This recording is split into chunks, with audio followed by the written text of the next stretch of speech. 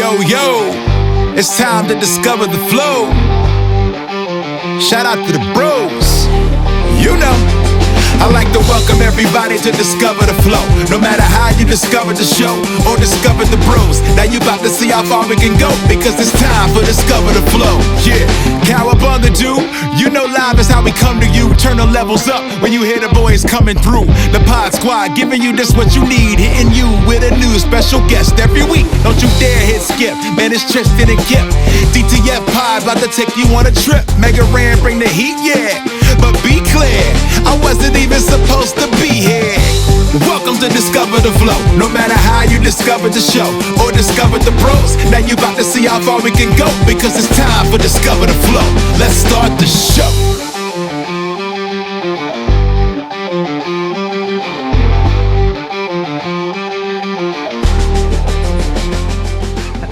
Goodbye, Tristan's dog. I feel like I'm not dressed crazy enough. I'll wear this. Here I go. The bow tie. Well, that makes it. I could tie my own bow tie. I have never tied a bow tie before in my life. It's a really good bar trick, because I'll wear the bow tie sometimes, and people will say, I'll be like, hey, I can tie it, or they'll ask, and I'll be like, yeah, and they don't believe you, and then you do. But it kind of just looks good like this, you know? If I have like a button-down shirt, kind of just hanging on like this. Do I need to decorate? What else do I need to wear? I don't know. I have a magician's hat, but I put that in storage. You know, you got to be remembered. You got to be visual. All right, try again. All right, can everybody hear me? If I'm everybody, then yes. All right. Oh. All right, so Madstone. As I was trying to explain to you earlier, if you look up 2006 People Magazine Person of the Year, it just has a picture of a hand pointing and it says you. So, the American people, you know. Yeah, so they ran in 2006. Yeah. In 2006, I could see that, but 2025, I'm not so sure. They ran out of ideas. They couldn't come up with anyone, and someone was like, "Hey, what if we just let's be clever? It's you people." All right, well, good for them. Somebody somewhere hopefully was like, "What do you mean, you people?" No, that's 2025. That's when they do that. Oh, yes. Are we recording? Yes, we have been. Yes. Sure. So wait, when does the podcast start? So we record the podcast ahead of time and then release later. We don't have a big fancy intro.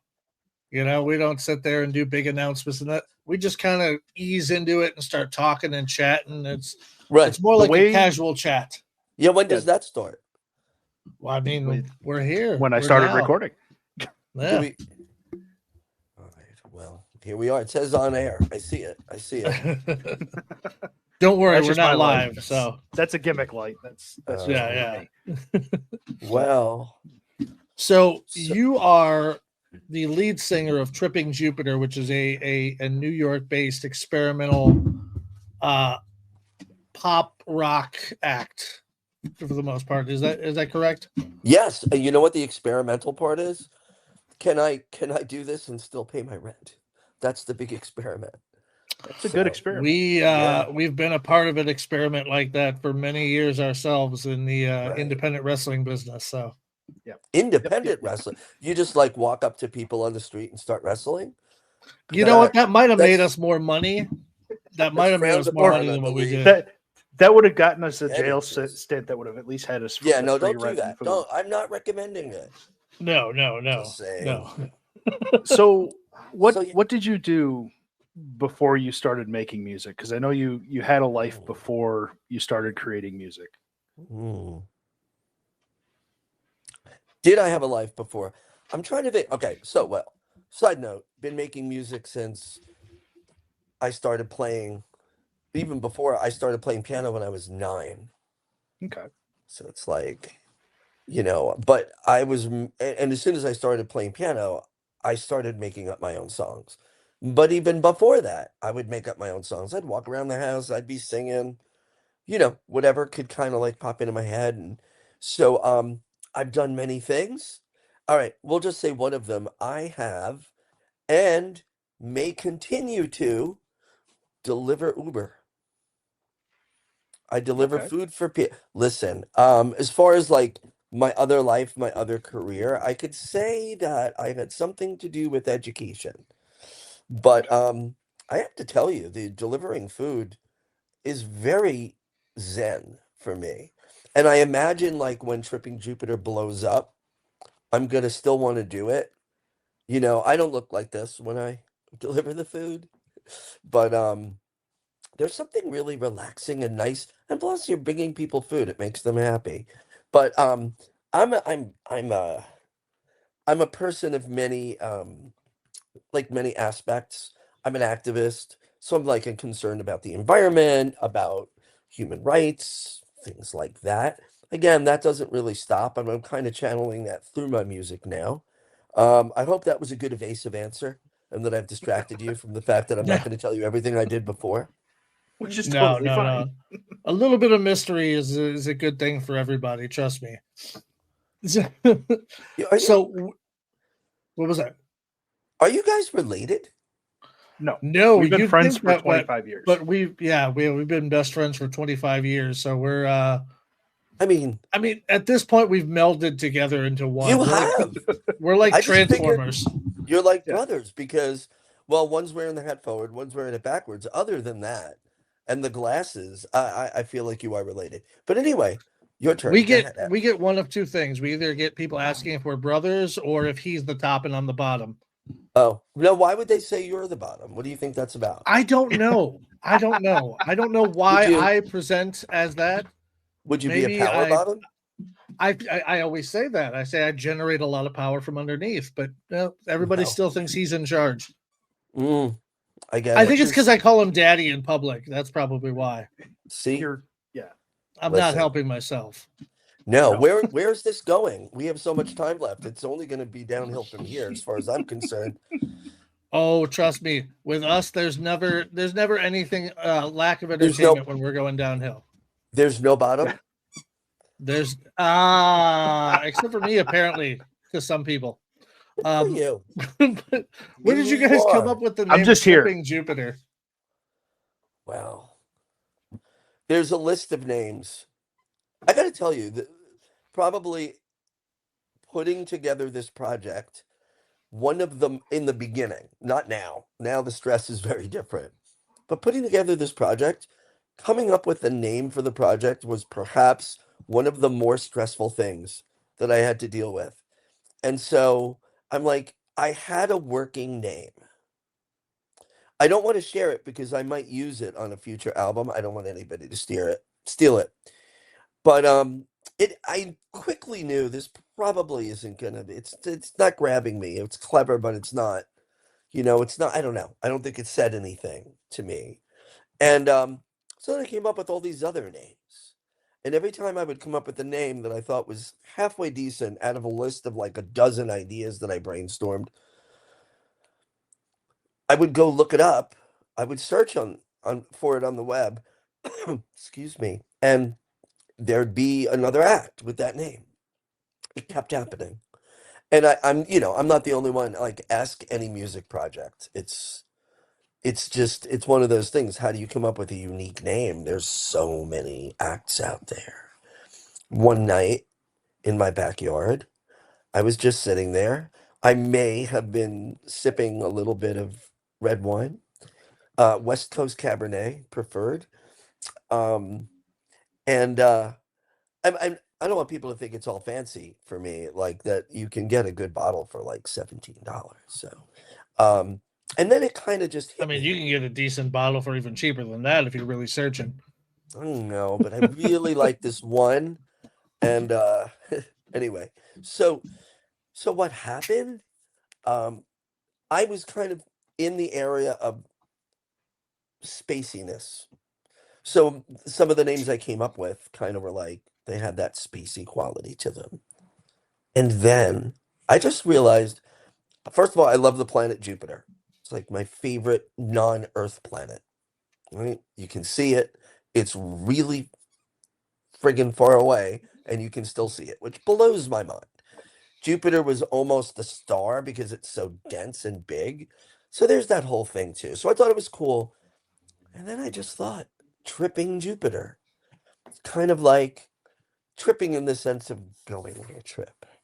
And Jupiter is also Juno, which is Zeus, which is like the whole god. I'm into that whole ancient pagan thing. I think it's fascinating. I like to read about like ancient Greece and ancient Rome and stuff like this. So it all kind of fit together. But when it all came together as Tripping Jupiter, I knew. I was like, that's the name. So I went online and it didn't exist.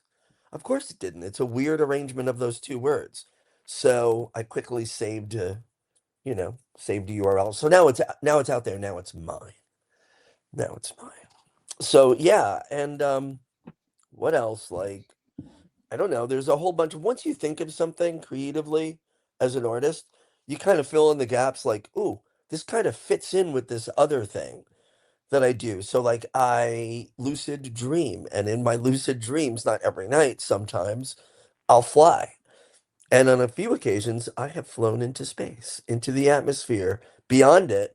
And whether I'm really doing it or not, it's something that made an impression on me when I've had those dreams. So it all kind of fit in. Do you have a certain state that you feel like you need to be in for your lucid dreams? Because like I have very, very lucid dreams at times, but I have to be sitting up with earbuds in and listening to the sounds of like thunderstorms. And it gets me to this meditative state to where I don't know if this is real or if I'm still dreaming. You are a bottom. Damn it. You listen to light Confirmed. rainstorms. Now listen, I'll tell you, interestingly, the thing when it is most likely to happen quickly for me, it'll happen randomly. And I've been working on kind of making it happen or trying to control it. So, which is the whole idea of the lucid dream and being participatory in it. But it happens very quickly if I am extremely sleep deprived. So, say there's a particular night and I've just been up for hours and it's daylight when I'm going to sleep. And I don't mean out partying. I mean, like, I could be up working on music, who knows? And if I'm really, really tired, where if I close my eyes, sleep comes quickly, I go right into lucid dreaming. So that for me, and I always travel in my lucid dreams. I fly out my window. Seriously. And so that's when it happens most quickly. I don't have to be listening to anything in particular, but I just found a guided meditation on YouTube about lucid dreaming, and I have yet to try it out, but I would like to try it out to see if it does anything for me. Whenever I do, I know you said you always travel in yours. I have weird connections that I create with people who don't exist, but they feel real. They do exist. Yeah. Well, first of all, dreaming, when you're in the dream, everything seems real. You can see, you can hear, you can feel.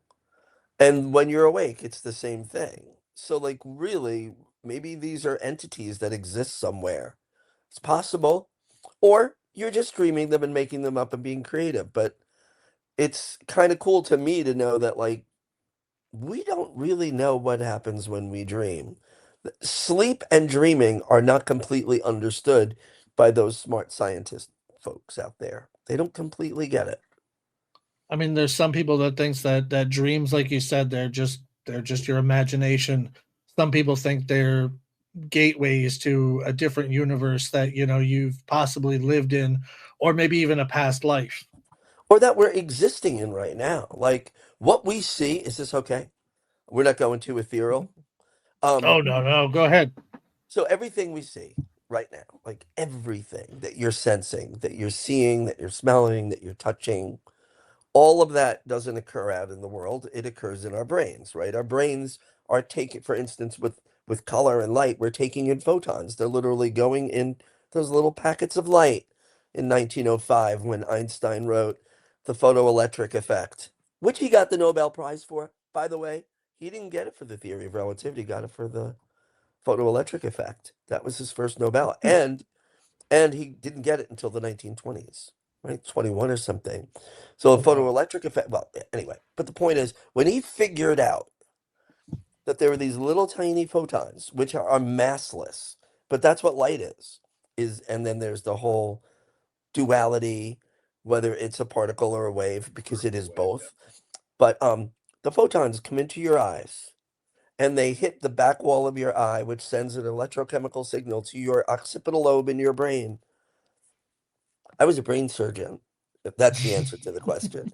Anyway, so point is, you're not seeing out there. You're not seeing everything that is out there really takes place in here. When we dream, the part of our brain that sees, the occipital lobe, that gets stimulated. So to me, there is a fine line. And dreams are powerful. And if you look at like the really wise people throughout the ages, they took dreams very seriously. So I say we should too. I'm fascinated by stuff like that because we had on a lady by the name of Barbie Breathitt, who was a dream interpreter, and I had told her about a recurring dream that I had, and without knowing anything about me, she sat there and explained things to me that made 1,000,000% sense. Wow. For what she was saying and what related to the dream. And I was like, that's insane because, you know, she hit on certain things like my bloodline and things being unfinished and this and that, and even hinted at knowing that my grandfather wasn't my blood grandfather. Wow. Okay, so Yeah. that's way. See, dreams reveal things about us and they connect us.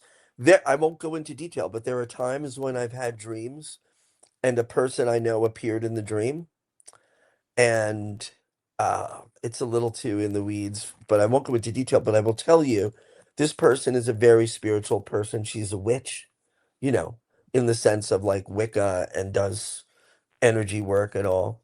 Mhm. And I told her the next day, and she goes, "That's weird." I woke up exhausted because we were fighting off an evil force together in the dream, and which I believe was a real evil force too. Don't even get me started.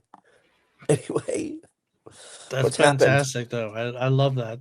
We See, want it's stuff like that really sparks my interest because it's not something that people normally talk about. Usually, if I find someone I could talk with about stuff like this, they're kind of looking at me a little side-eyed, like, "Okay, man," you know. see, but we're told not to in polite society talk about certain things, or just, you know, we this whole shell that we call reality, right? That has to be constantly reinforced. And it gets reinforced. What's real, what's not real. And let's just say it makes sense for groups to have an agreed upon reality, right? Mhm. But when the group gets very large and it's like a nation or an economic system, do they really want us to feel that we have control and power to the extent that we do? Because we do. It's not beneficial to those who might benefit from us feeling less powerful and less creative. Just a thought. Or they make you want to feel like you have the power that you don't actually do. Like what? Like there's people in charge, you know, behind the scenes sometimes that make you Oh want to yeah. feel that way. Yeah. Yeah, Pay no attention to the man behind the curtain. exactly. I They got they the power. but they indoctrinate us from a young age by telling us grow up. They say the words to you, grow up, Grow which up. kills your imagination. Well, isn't that what school is about? School is about killing the imagination. I think Load your brain Rem- with fact and conjecture and no longer have any kind of creative ability. there's a And folk revisionist artist. history. There's a folk artist who has been long gone. His name was Harry Chapin. And if you grew up in New York, where I live, like you kind of know him. I mean, he wasn't as big as he's not like a icon like Billy Joel, but he's a folk artist. He did that song "Cats in the Cradle," but he has a song. My friend mentioned it to me a couple of years ago. He's like, you should listen to this song by this artist called Harry Chapin, and I think it's something like "Roses Are Red," and it's about a little kid in school, and maybe 5, 6 years old, and they're coloring, and he made the rose blue or green, and the teacher came over and said, no, no, no, no, roses are red, the stems are green. So like as an example of like even at an early age we're told to color in the lines, and who does that serve? But then when we look at celebrities, it's like we put all our energy into celebrities who are like outlandish, so they're allowed to be. We live vicariously through that. And I think we should all be freaky and color outside the lines, whatever that means to us individually, by the way. I highly recommend it. Whether your name is Tristan or Kip, it doesn't matter. I'm checking out the lyrics right now because I was just doing the same thing. Yeah, flowers are red. And basically it sounds like the teacher's coming to him and telling him and be like, there's a time and a place for your imagination, and now is not the time. Yeah. And maybe I need to write a song about like my own version of that, update it a little bit. Because to quote the song, flowers are red, young man, and green leaves are green. There's no need to see flowers any other way than the way they've always been seen. That's wow. Can I tell you, the person who told me about that song is my friend Richie. And Richie left this earthly existence unexpectedly about 1.5 years ago. But he was a poet, and he was a very deep person, and he had an impact on me. This was like right up his alley, and I was like, no, I've heard of that artist. I know he was, known as like a very great songwriter, but I'd never heard that song. So I checked it out, and it was definitely impactful. Thanks, Richie. Wow, that's deep, isn't it? I know. It doesn't surprise me though with the message that it has underlaying. But pretty good, right? I gotta ask myself, where exactly are you from? Oh, I was born in New York City. Okay. Oh, I know that the band is based from New York City, but that doesn't necessarily automatically mean you are. No, that's true. I was born in Manhattan. Yeah, on the east side. I know that much. I don't know all the details because I'm adopted. So as an infant. But yeah, I was born in the east side of Manhattan. So I've lived my life between Manhattan and Long Island.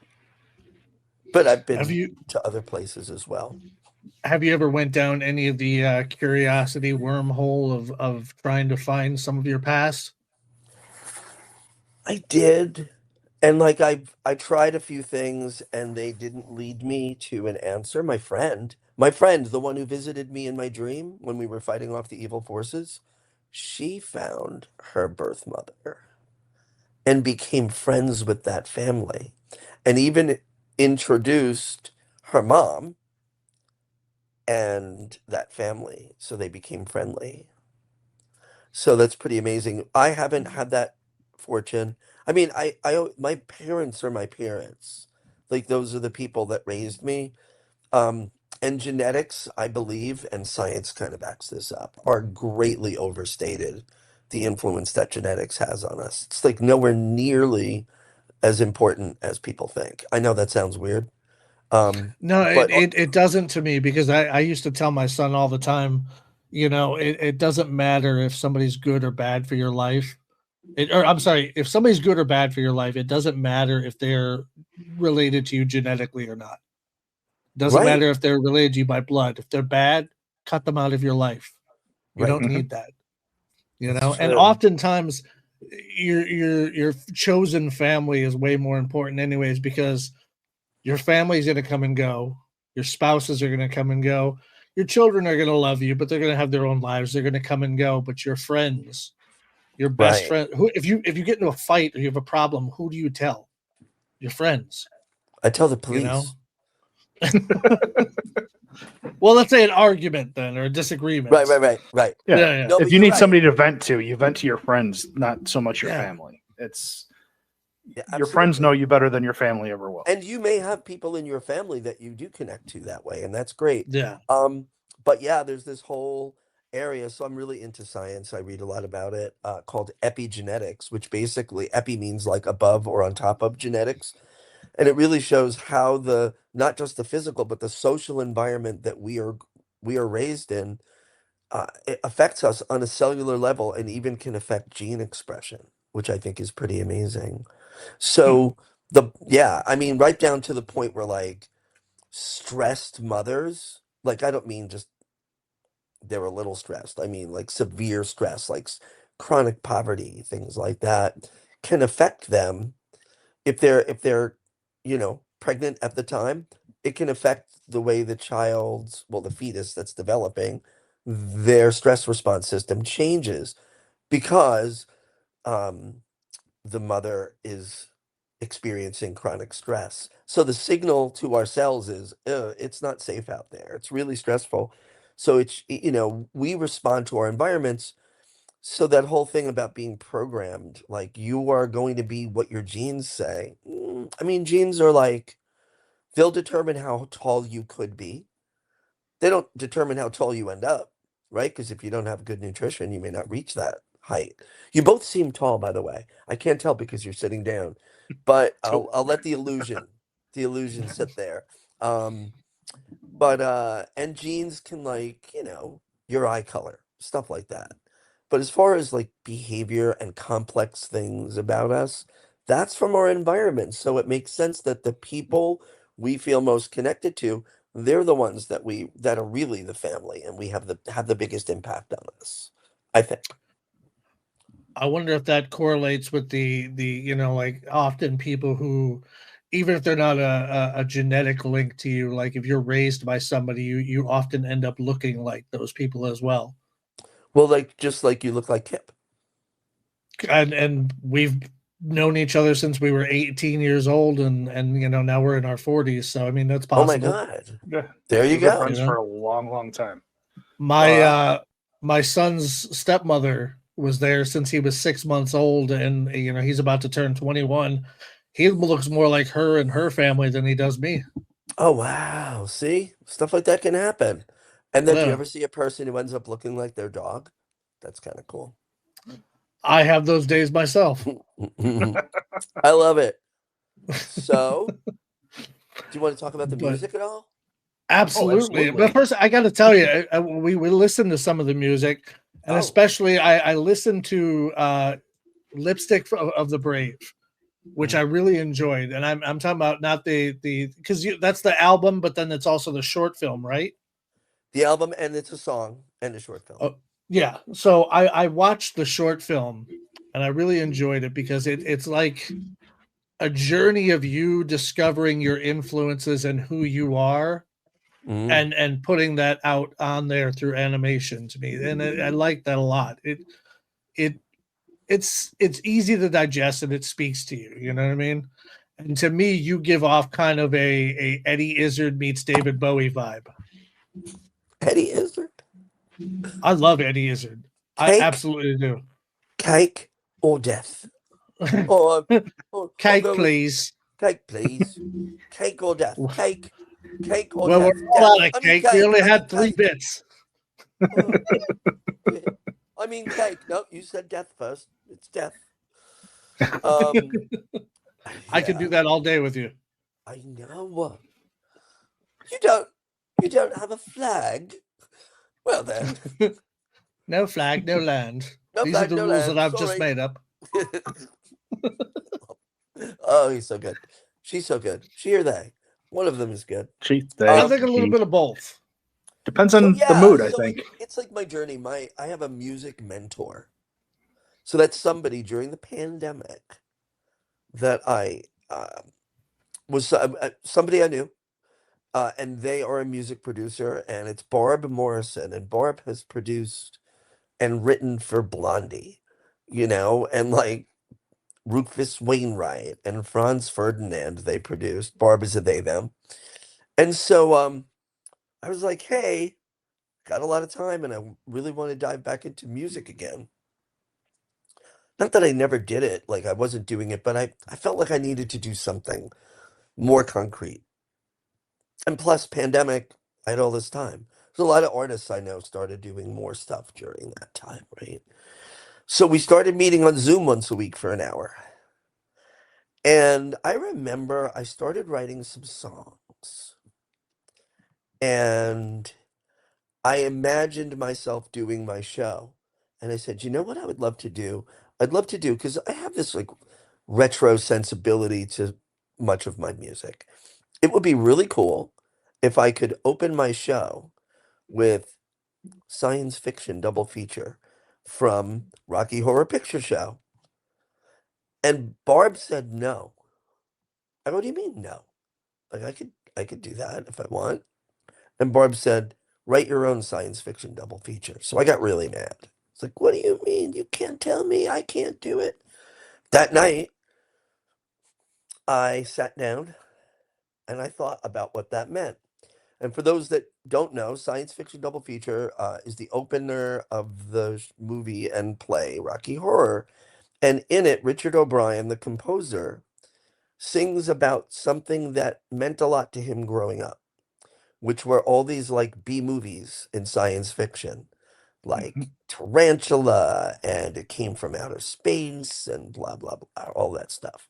So he wrote about all those things that influenced him, and it became that song.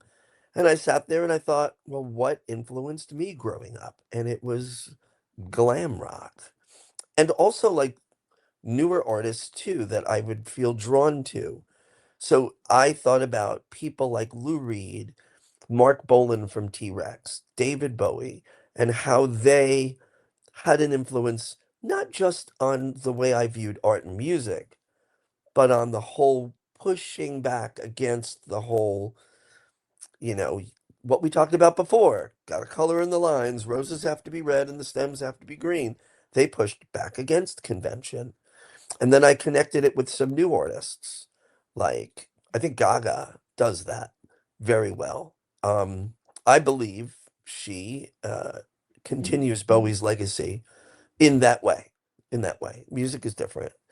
But so I just said, well, these artists influenced me. What would the song be? And I just started writing lines down, no music in my head. And out it came. Took about a half hour to get all those words down. That's it. Because once I started, I kept going. And then I ran to my piano and I thought it had to be really simple music. It couldn't be anything where the music took the center stage. It had to be these words are carrying the song. And out came Lipstick of the Brave. And then I sent it to Barb. And when they got it, they must have listened to it late at night because I get an email at 4 in the morning. You MFer, you made me cry. So I was like, okay, I think I got something here.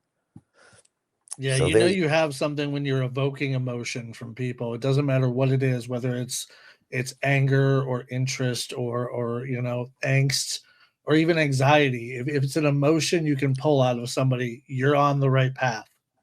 Mhm. well, I mean, that's what the artists are there to do. We're there to kind of like help facilitate that in people, remind them to feel things again. Which is why I really push back against generic music in a big way.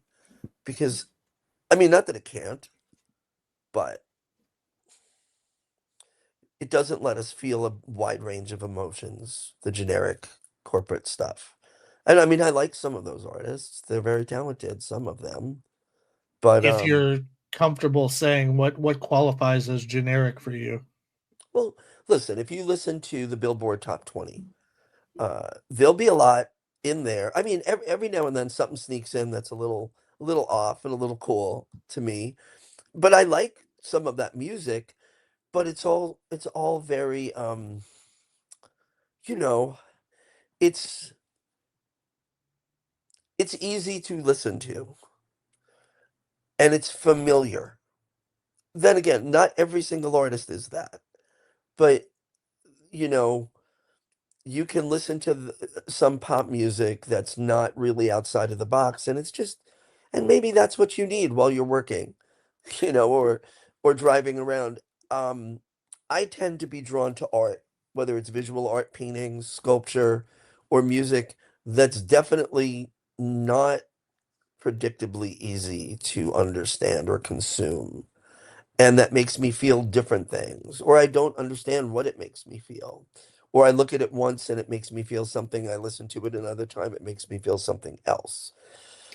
I feel So like you're drawn to the storytellers in the music world, aren't you? I am. I like Dylan. I mean, God, isn't he known as like the king of storytelling? But listen, I grew up listening. My parents, my father especially, loved like the old country music. The That's old all CNW. stories. That's all stories. That's what I grew up with. And Country music's always been interesting to me because when I was a kid, possibly it, it was all sad and depressing or about love. And I feel like country's now become more of a party. right. Or is it Carrie Underwood smashing her ex's headlights with a baseball Yeah. bat? Yeah. Right. So what Like we did a country, unbridled rage. Right? yeah, but that you wouldn't really hear it, and if you did hear that in an older song, they wouldn't come right out and say it. There, it's No, funny they because I have those country roots. If anybody, obviously, whoever's watching, probably hasn't listened to my music yet. My music is nothing like that. Um, Although I have a friend who says that she thinks she keeps saying she's like Lipstick of the Brave is basically a country song, and I'm like, no, it's not. She's kind of right. The way the structure is, it's a little country. So I give my friend that. But the music is like I said, it's very influenced by those artists too. I think I sound unique, but you obviously know I can that you could probably tell the music I listen to if you listen to my music. That said, we did a live performance, and sometimes I play with like just the tracks and maybe a drummer or sometimes a full band. And we were playing with the full band, and I insisted that we learn a country song for our second to last song that we were playing at a particular show. So I picked an old song from the 70s by a cat named David Allan Coe. Mm-hmm. And the name of the song is You Never Even Call Me by My Name. Do you I know love it? that song. I love that We song. both know it Okay. very well. Yes. Okay. So after in the song, he talks about how his friend wrote it.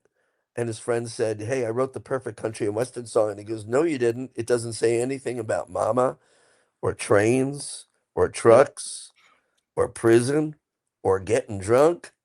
And then he goes, so he sat down and wrote me another verse. And it goes like this. Well, I was drunk the day my mama got out of prison. Yep. I went to pick her up in the rain. But before I could get to the station in my beat up pickup truck, she got run over by a damned old train. Listen, Yes. that Love it. people did not expect it, and we nailed it. So I keep telling my publicists, Gail and Ben, the people who set this up with you, right? I Mhm. said they're Nashville based. I'm like, you got to get me to Nashville. I'm gonna come in like all my regalia, my drag, glam, whatever, fantasticness.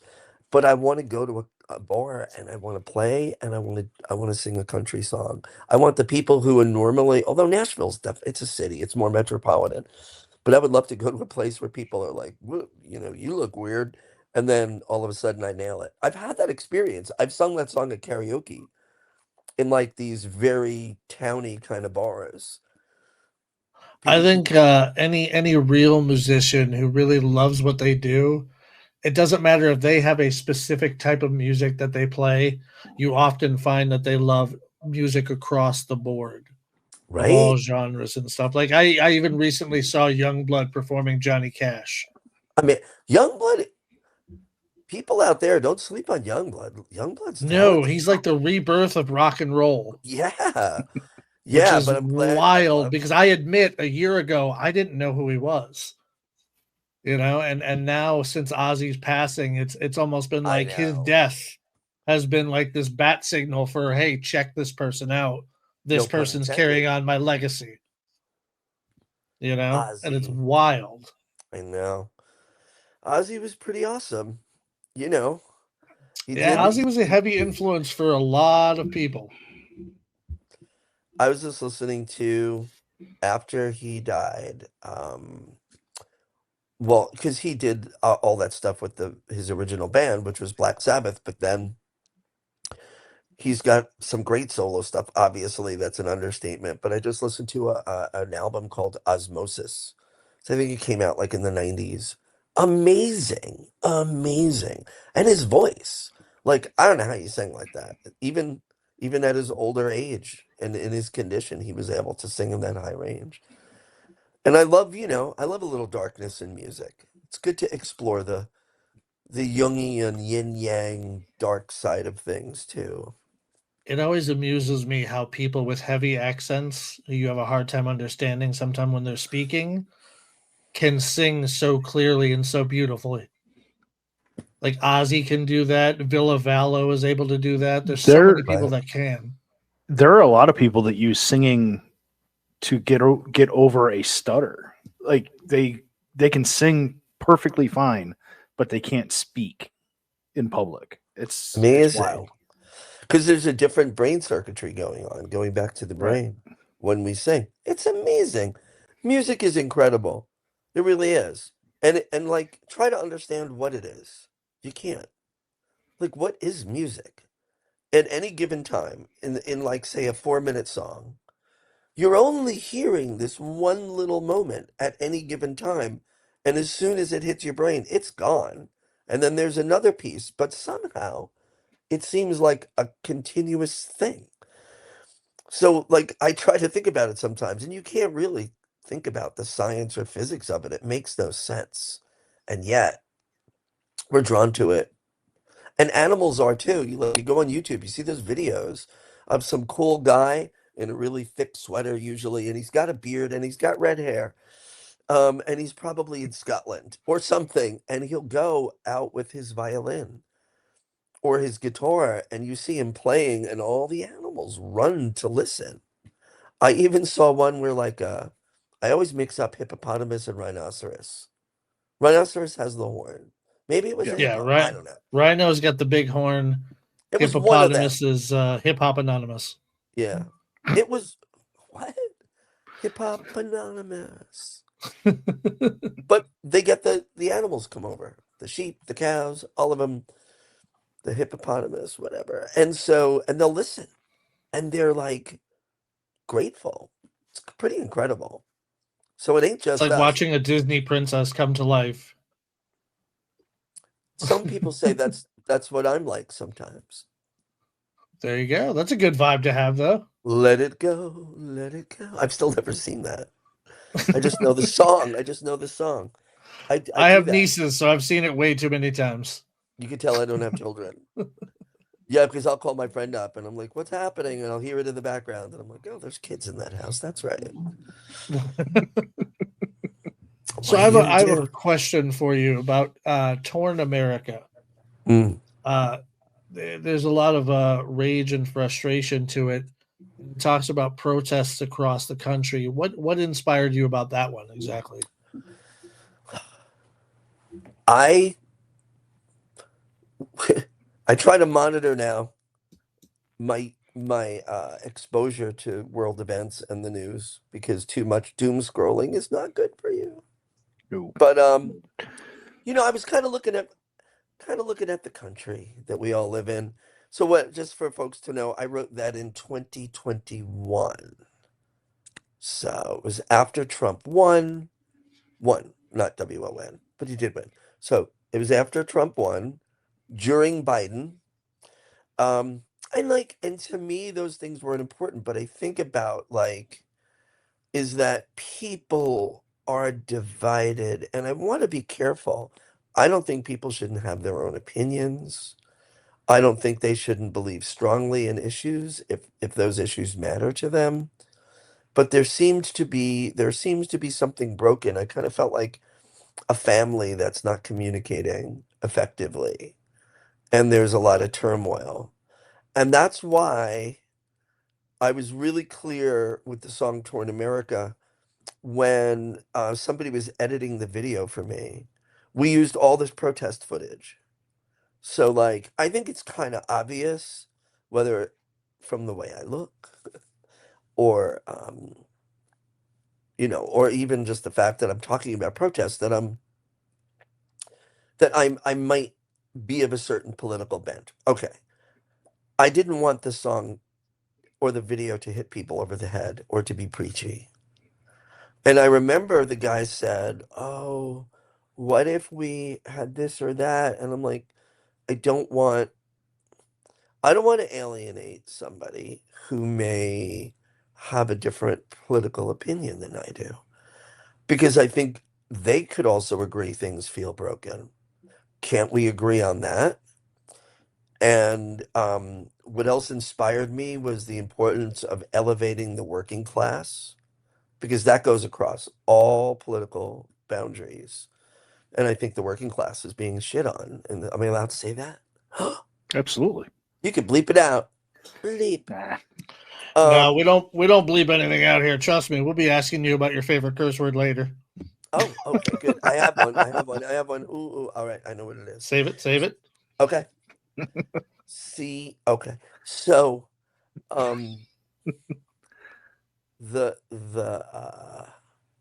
was I saying? You were talking about the footage and the protest. stuff that you would use for the protest. Yeah, because they wanted some like footage that was more clearly partisan, and I did not want that. They did sneak something in one of them. I saw it, and I was like, it's fine. I wanted to elevate, well, not just the only message, but elevating the working class, because I believe that's important. So where I'm from in New York, the first Amazon warehouse ever to unionize was in Staten Island, and it is a multiracial workforce there. There's a big, like, white population in Staten Island. It's the whitest of all the boroughs, but there's a black population there too. Heavy Italian population in Staten Island. The Staten Island, so if anybody knows the politics of New York, this guy, Zoran Mamdani, just ran and won mayor. He's very left progressive. Staten Island did not vote for Zoran Mamdani. It's a fairly conservative area. But be that as it may, they unionized. People of different political ideologies were able to get together and organize against this big mega corporation owned by a billionaire. And they succeeded. And so that inspires me, that even if we have differences of opinion on certain issues, that we can realize that we're all kind of getting the short end of the stick in a way. So that's what that song is. And it's about connection and community. I believe that's in there. And the last line I stole from a poem. Do you know? You should look at the lyrics. I don't know the last line right off the top of my head, but I can look it up real quick. I'm trying to. Well, you don't have to. We don't have to. But it's called The Mask of Anarchy. That's the name of the poem. And so I memorized it once, but I don't remember all of it, so I just pulled it up. And it's got this line: rise like lions after slumber I'm remembering it, in unvanquishable number, like shed our chains like dew that during the night had fallen on you. They are many. No. Ye are many, they are few. So it was that line that always stuck with me, and it's about working class. Rise like lions after slumber. So at the end of the song, I sing, and from our slumber we will rise. So I Oh, stole it from Percy Bysshe Shelley, Oh, I thought. Mary Shelley's Uh, husband. Yep. Oh, see, I wouldn't have guessed that part. Yeah. Percy Shelley. Yeah. A prolific poet. Yes. She put them all to shame at 19, wrote Frankenstein. Yeah. Well. And they were like, what? Oh, this is really good. Nope, you can't write anymore. We don't like that. Making us look bad. So, Crack That Drum is the name of your new album, correct? Mm-hmm. What do No, you feel like? my Oh, new I'm sorry. single. New Oh, I'm single. sorry, your new single. What's the name of the new album then? Oh, we don't know yet. So I've got Okay. I've got 10. I thought I just missed some information somewhere. I was like, oh no. You did not. Okay. You did not. I've got 10, 12. We have like probably a dozen or so songs in the hopper that are recorded, which I'm really excited about. After we recorded a few of them, my producer, Barb Morrison, we have a production team, Barb and Bart. Talk about confusing being in the studio with Barb and Bart. I just go, Bar, ba, and it's one of them. And Barb said to Bart and me after one of the sessions, this shit's going to make a lot of people mad. Because we're doing some weird stuff in the studio right now that it's like, it's just the kind of thing when I listened to, and I think a lot of engineers and producers had this reaction when they listened to Abracadabra by Gaga off her latest album, they were mad. Mad in the sense of like, holy shit, they did this. It raises the bar for everybody. We've done some things in the studio that I think, as I reveal them and as Tripping Jupiters becomes more popular, I think are going to be, I think it's going to have an impact, right? Like we're doing some crazy stuff. So the first song is called Crack That Drum. That's the name of the song. The album doesn't have a name yet.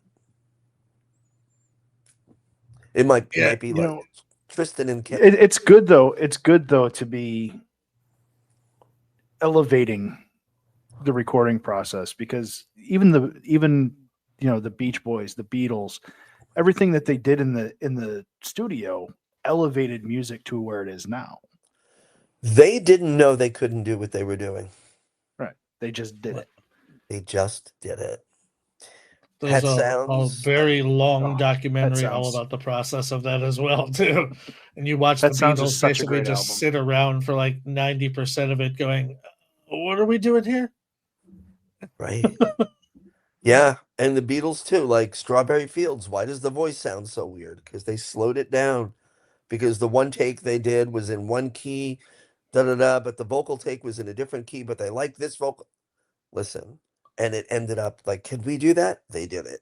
And now it's so epic. It's amazing. So yeah, but the first song is Crack That Drum, and the next song we're releasing is called This Fuss. This fuss. Okay. So what is Crack That Drum about? About 4 minutes. That's like, what's Tim Conway? I don't know, about 175. Who's Tim Conway? Listen, Crack That Drum. What's it about? How about this? I encourage people to listen to it. Well, Those I know lyrics- you can find it on Spotify, correct? You can find it on Spotify. You can find it on Apple Music. You can find it on Prime Music. You can listen for free on YouTube. And it's also on like Tidal and Deezer and all those others. Oh my. But that's not a cop-out answer. That song, I had a visual in my head when I wrote it. And all those words fit the visual that I had. And I had a character in mind when I wrote it. He's kind of like a little subversive, playful person with powers. And that's kind of the song. But I do have I believe there's, once I write a song, sometimes the message gets revealed to me after. So the song is, I can say this, dancing is defiant, especially now in this time of utter darkness and chaos. Dance is defiance. they want us not to dance. And I know that may sound weird. Like, go watch, 6 Degrees of Kevin Bacon. Footloose. Is it from Yep. the 80s? Yep. Watch Footloose. I mean, this is an old trope for a reason. Did you know that in the 1700s or 1800s, early 1800s, when waltzes were the thing, that there was a whole bunch of older people who said the waltz was evil and was the devil's music? This has been going on for a long time. We are told not to dance. We are told not to experience joy and express it through our bodies. This song says, nope, we're going to dance. And there's a phrase, if you study queer history, and I hope people don't tune out when they hear that, because it's part of American history, it's part of the world's history. In the 1980s, when the AIDS crisis was killing lots of gay men, right? There was a lot going on. People today don't know. If you didn't know, you don't, you have to learn about it. It was a big deal. There was a saying they used to have that said, we bury our dead in the morning, we protest in the afternoon, and we dance all night long. And I think you can take it beyond just that group, LGBTQ plus folks, and look at anybody being, what's her name? Socialist from the 1920s. I can't think of her name. It's eluding me now. She said, if I can't dance, I don't want to be in your revolution. So dancing is defiant, and I think at a time when things are really stressful and really difficult financially and economically for people, the world is not a very stable place right now. It doesn't feel like it. There's like starvation and wars going on all over, and then all the stuff that's happening in our country feels like it's upside down. Don't forget to dance. And that And is it's a defiant. Emma Goldman is who you're thinking. Emma Goldman, of course. Emma. I thought So Gloria Steinem, and I'm like, she's not that old. It's Emma let me Goldman. ask you this, because I'm very curious about this one. You're going into your sophomore album here.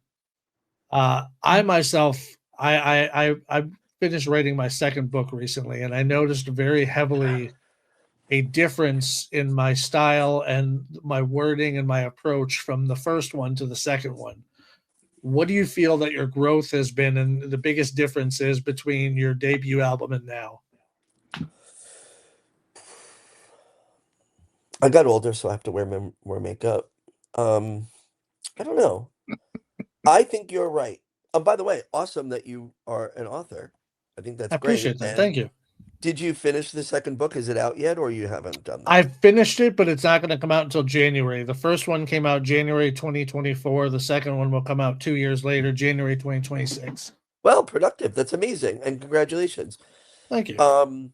I definitely agree with you. That's a good point. I hadn't thought about that. I'm definitely approaching the music a little differently.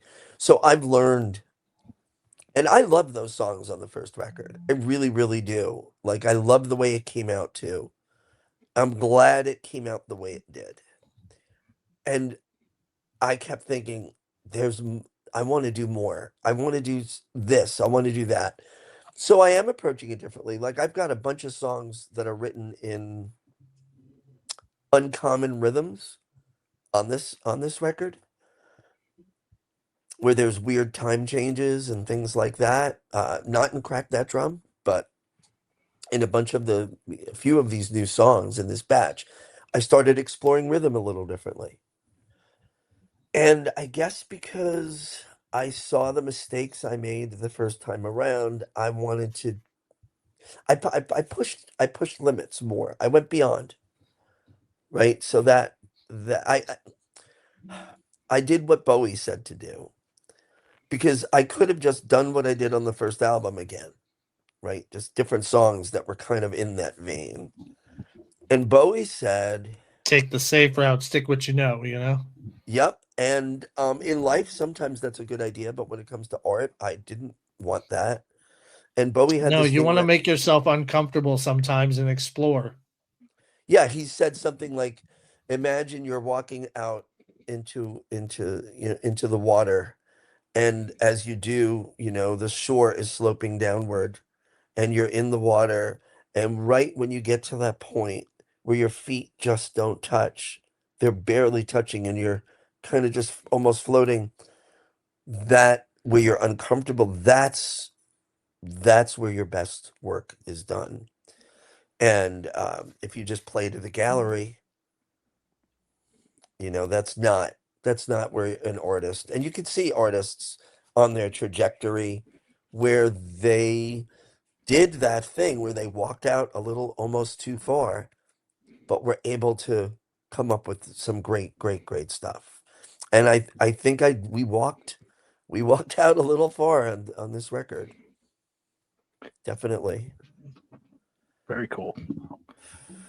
Well, we don't want to keep you all night. I have nothing Because, else to do. well, if you want to stick around, we'll stick around. I got no problem with that. Now I have to watch Um, I have to confess, like now I have to watch more of your podcast because I want to see what it's like when you have a normal guest on. Oh, What wish we'd defines a released normal our- guest? I wish we'd released some of our albums or our episodes that we have banked right now, because there are some bangers in There there are some that are. doozies. I'm There are excited about doozies. people to see. I'm looking forward to it. Malcolm if I- Ingram is the one that keeps coming to mind. Yeah, he's an interesting character. All right. Um, Well, So but- when do you plan on having the album come out? Or do you guys have a release date yet? so here's the deal. For promoting the songs as an independent artist who is an emerging artist, I don't have yet millions of people waiting for the album. We're working on it. We're going to be touring. That said, we plan to release a song about every 6 weeks or so. Because of the holidays, we're taking off December. So this one came out in October, Crack That Drum. The next song comes out second week January, and we're going to keep doing that. And in my head, I know which songs they are. After about 12, the full album comes out. And there'll be like other things on the album that you can't get just by listening to the single. But I've got more than a year's worth of music to release, and I'm just going to keep doing it and keep, doing shows wherever we can. We just talked about it, my producer and I, about going to, we have a good friend who's an artist in Minneapolis. And I was like, yeah, we should do a show in Minneapolis, Chicago, hit up Wisconsin, Madison, Wisconsin. Don't sleep on Wisconsin. Wisconsin is a happening little music town. I know Chicago has a varied and amazing music history. That's where the Chicago Blues are born. There's a place called The Forge out in Joliet, Illinois that might fit in perfectly for you. Really? The Forge? Yeah. I'm going to check it out. And of course, when I come to your town, I will let you know ahead of time. Oh, of course. You're going to have to take would me be out great. for ribs, because I heard the ribs in Chicago are amazing. Ribs in Ribs are good, Chicago are pizza. not bad. Apologies, Pizza, vegans. ribs. Anyway, So where can people find you on social media and things like that if they want to follow you? best thing to do is, yes, we're on TikTok, yes, we're on Twitter, but our major front-facing platform would be Tripping Jupiter, no space. Tripping Jupiter at Tripping Jupiter on Instagram, on the gram. And all our music is streaming everywhere. So we have a full 13-song album out. Listen, folks, support independent musicians. The best way to support them, if you can go to their shows, that's great, but listen to their music. Listen to what's out there, because there's a lot more out there than just what you're being spoon-fed by the corporations. And this is an exciting time in music. Our new single, Crack That Drum, is available everywhere. We'd love you to listen to it. And I just want to mention Bart, the co-producer for Barb. Bart does vocal production for Selena Gomez. And these incredible artists, Camila Cabello, Cat's Eye. And I don't sound anything like those artists, but to have somebody of that caliber along with Barb, we put some really cool stuff into these songs, and I think people will like it. So yeah, check us out on Spotify and all the other places. and come on Instagram and leave a little message. I answer every comment that I see, and sometimes they're not nice comments like, why do you dress like that? And I'm just like, I don't know. Do you have other clothes for me? Send them. That's it. All right. Well, we don't usually know how to end podcasts, so what we did It's was we not decided you, to it's steal. me. No, we steal from other people because that's what you do. Imitation is the most sincere form of flattery. So James Lipton and Bernard Pivot made a questionnaire very popular, and that's how we like to end our podcasts. So I'm going to ask you some questions: short answer, long answer, however you feel like, whatever mood strikes you. Just go ahead and give me answers to these. What is your favorite word? Penelope. Okay. Or What is your cantaloupe. Okay. What is your least favorite word? Moist. Now, is there a combination fan of of that with something else that might just make it worse? No? Okay. I avoid the supermarket if it has the word moist towelettes in the aisle. I don't even walk down it. It's a horrible word. What sound or noise do you love? What sound or noise do I love? Oh, the ding of the microwave, because something's ready to be eaten. What sound or noise do you hate? Well, I'm not going to go with the typical finger on the blackboard thing. I do not like sirens. They make me anxious, especially like, what's happening? Is everybody okay? So that's a sound I don't like. Blender, and I'm a cook. I cook. I'm not like a chef that anybody knows, but I cook for myself. And I have a very good food processor, but I do not like the sound of the blender. That bothers me. I like it to be done as soon as possible. Okay, go ahead. Creatively, what turns you on? The unexpected and the unpredictable. In the same vein, creatively, what turns you off? People who seem like they're calling it in or trying to be something they're not. Maybe you are freaky, but you're afraid to let it show. And then I want to see the freakiness in the music. Like, I'll give you an example.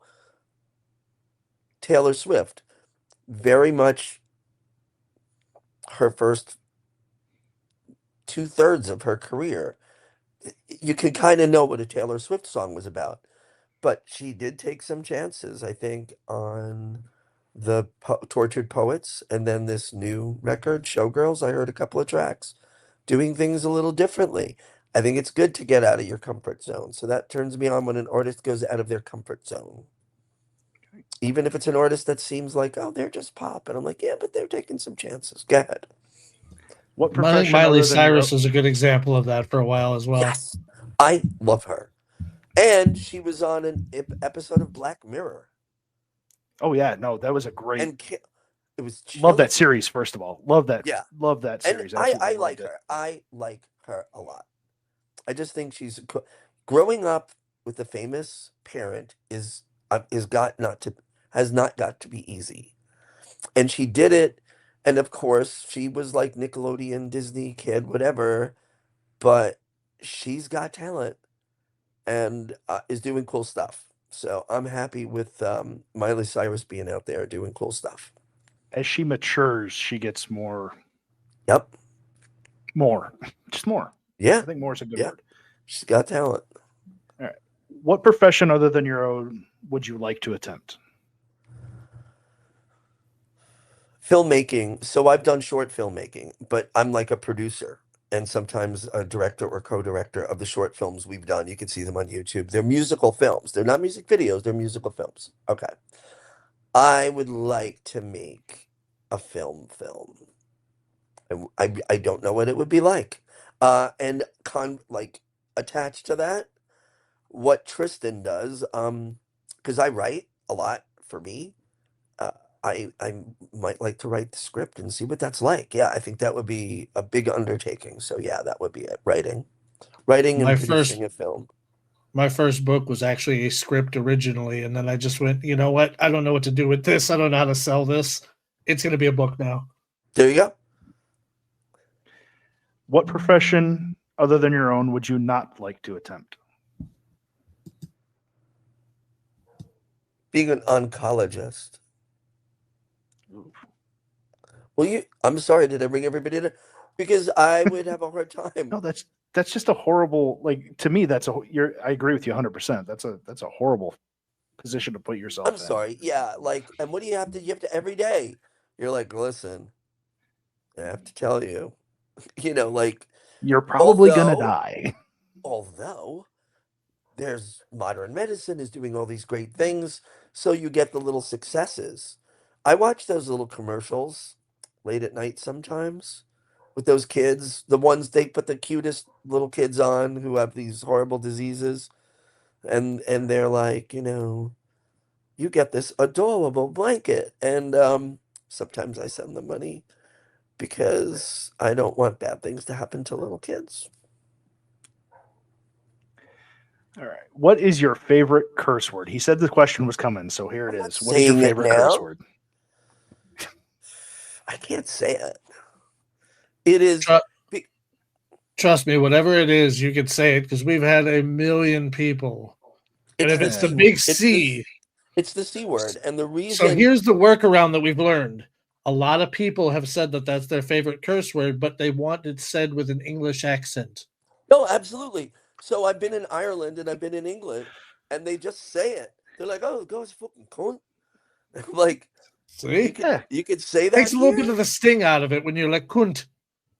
It's not, listen. So yeah, that's my favorite. It's my favorite. But I highly recommend anybody who uses it to use it judiciously, never to use it misogynistically as to just be like to degrade a woman because they're a woman, and you'll hear people do that, and I am very against that usage. But I can say a lot of world leaders are cunts. And you know what? It's more fun to use it towards men, anyways. Jeff Bezos. He's a bit of a cunt. He's a bit of a cunt. Elon Musk, bit of a cunt. And I'm not jealous of their money. I wouldn't want that kind of money. I can say. If I had that kind of money, I'd be dead. I love the quote from Mark Twain. At the time, millionaires was the biggest you could be. Now it's billionaires. He goes, in general, I'm against the idea of millionaires, but it might be dangerous to offer me the position. Yeah. But I can say Jeff Bezos and Elon Musk, I do not like you. And I can also say I am better looking than both of you are. Well, it's not really hard, but yeah. Anyway. All right. And the last question that I got for you, if heaven exists, what would you like to hear God say when you arrive at the pearly gates? You look fabulous. Fantastic.